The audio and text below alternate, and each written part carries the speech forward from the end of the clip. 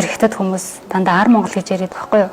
Та нар угаасаа л бидний нэг хэсэг байсан. Тэрний зүгээр уур хүрээд та өөрийнхөө нүдийг хараа. Нэлхий шиг бүлтрэх байгаа юм шиг ийм нүдтэй монгол хүмүүсийн юм биш. Та нар бүгдээрээ ийм нөгөө эрүү шүдний ганцтай монгол хүмүүс ерөөсөө ийм биш гэж заахгүй юу?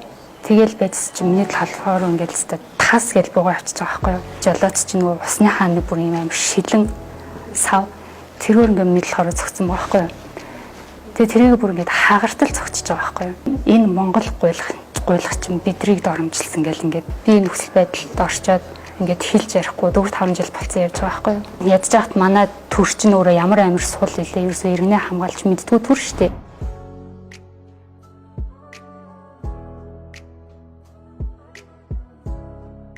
Самэно нав нүрцэд гэдэг.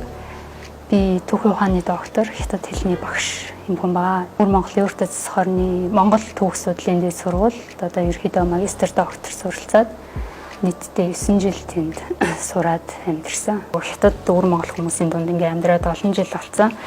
Тэгэхээр энэ тэндээс айгүй их мэдээлэл сонсдог байхгүй юу? Одоо манай ангид жишээ нь хятадын цэргийн албанд ийссэн нэг өрөн монгол хүүхэд байдаг гэсэн. Тэр хүүхэд хятадын цэргийн албанд орсныг нь манай зарим өөр монгол агш нар ингээд мэддэг, зарим нь айгүй үзэн яддаг. Манай ангийн хүүхдүүд бас тэр хүүхдийг үзэн яддаг. Тэгээд надад хэлсэн. Тэр ингээд доороо нэг охин дүүтэй. Тэгээд ар гэрийнхэн амьдрал нь айгүй хүнд хэцүү байсан гинэ. Ингээд охин дүүгийн их сургуульд оруулах гэсэн чинь нөгөө төлбөр байхгүй. Ингээд төлбөр байхгүй учраас ээж аав нь манай ангийн тэр хүүхдээ гуйсаар агаад ингээд стен цэргийн албанд оруулсан гинэ. Тэгээ ингээд сонсоод ахаар ер нь хүсэн хүсээгүй зарим нь яалтчгүй ингээд амьдралынхаа байдлаас болоод ингээд зарим нь бол ингээд уусч байгаа. Ер нь бол өөрсдийнхөө төрсэн газар нутагт ингээд харийн иргэшээлд орж амьдарч байгаа байхгүй юу?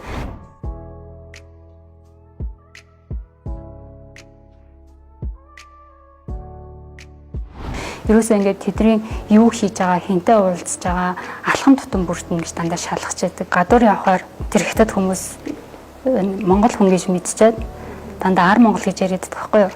Ар монгол гэж хэлж байгаагийн бас цаад нэг шалтгаан нь бидний чинь хятадын одоо нэг мууж байгаа, хэврээ байгаа гэж хараад байдаг байхгүй юу? Та нар угаасаа л бидний нэг хэсэг байсан. Тэрний зүгээр уур хүрээд та өөрийнхөө нүдийг хараа. Нэлхий шиг бүлтрэх байгаа юм шиг ийм нүдтэй монгол хүмүүсийн юм биш. Та нар бүгдээрээ юм нөгөө эрүү шүдний ганцтай монгол хүмүүс ерөөсөө ийм биш гэж заахгүй юу? Тэгэл байдс чи миний талхаар ингээл хэвээр тас гэж буугаа авчиж байгаа байхгүй юу? Жолооч чи нөгөө усныхаа нэг бүр ийм амар шилэн сав тэрөөр ингээл миний талхаар зогцсон байгаа байхгүй юу? Тэгээ тэрийг бүр ингээд хагартал цогцож байгаа байхгүй юу? Энэ монгол гуйлах чинь бидрийг доромжилсан гэл ингээд бүр ядж хахад ямар ч амар солиотой үнтэй аж таарсан. Тэгээ гэрлэн давхаа асчаад ах чинь нөгөө жолооч чинь бүр ингээд явахгүй бүр ингээд улан гисцэн юм бууж ирэл муу монгол гуйлах чинь монгол гахаа минь мөнгө гэлээг амар. Тэгээд тэр хүмүүсийн сонссон тэр хүмүүсийн ойлголтоор бол би ингээд нэг мөнгөний өгөөгүй ингээд цухтаа буцаж байгаа юм шиг тийм сэтгэл хүмүүс төрүүлж байгаа байхгүй юу? Би нөхцөл байдалд орчоод ингээд хэлж ярихгүй 4-5 жил болсон явж байгаа байхгүй юу? Ядж хахад манай төр чинь өөрөө ямар амир сул илээ ерөөсөө иргэнэ хамгаалж мэддгүй төр штэ. Тийм байж хаа чинь бид нар тэр амир хүчтэй төрийн өдөөс би ингээд арслаа тэрсэлтэй би ямар ч бүртөнд хүрэхгүй байхгүй. Одоо тэнд байгаа бидний нэг хэсэг ийм хэцүү байдалд амьдарч байгаа юм чинь одоо монголчууд жоох нэг юмыг ингэж нэг ойлгож байгаасаа хитрхээ ингээд нэг амир хийрхэд байдаг ч юм уу те. Нэг зан чанараа нэг хайчаасаа гэж бодоод идэх байхгүй юу. Ер нь яагаад улс үндэстэн болгонд түүх байдгийг гэхээр чинь бид өнгөрсөн түүхээ хараад би тэнд ямар цаг үед юу хийсэн болоод бид нар одоо амжилт бүтээл гаргаж ирсэн, мандаж одоо хөгжиж явж ирсэн.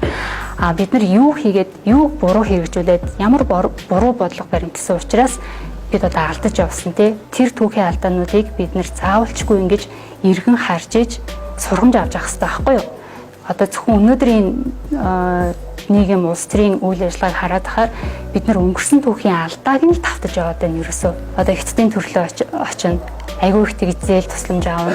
Тэд нар чинь биднэрт дуртай зээл өгнө. Түүх соёлоор нь уусгах, хоёрт үр зээлэнд оруулах, Монголын эмэгтэйчүүдийг хятад хүнтэй суулгах. Нэг ийм гурван асуудал ингээ явагдчихэдэг гэсэн үг.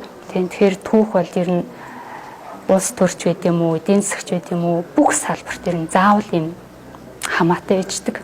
Яагаад гэвэл тухайн улсын үндэсний түүх учраас хятад судлаачид одоо яг бидний ингээ нөгөө тодорхой олон нийтэд түгээн дэлгэрүүлж чадаагүй орхигдсон тэр түүхийн асуудлыг аягүй сайн үлгэж авдаг.